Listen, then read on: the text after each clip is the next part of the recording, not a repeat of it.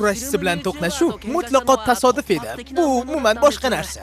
U bilan urushish umuman bizning rejamizda bo'lmagan. U PR quvvatda. Odamlarning kayfiyati bizning foydamizga o'zgara boshladi. Snayper tufayli endi Mangi Hwang bilan jang qilishim shart emas. Lekin bundan nega o'zimni xursand his qilmayapman? Jang qilmaganligimdan xursand bo'lishim kerak-ku. Balki bu men uchun xafadirman. Men xohlaydigan narsa bitta. U bilan jang qilmasliging kerak. Xobin, yana kaltaga yeyishingni istamayman. Lekin indamay qo'ysam, bu menga yana tegsa-chi? Ishonchim komil. U yana bu meni yoniga keladi. Yo'q. Bu mendan xavotirdaman. Kaltaga yeyishim meni qo'rqitmaydi. Biroz YouTube'da video ko'rib yotaman.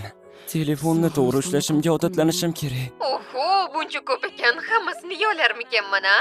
O'zimga yoqimli ishtaha.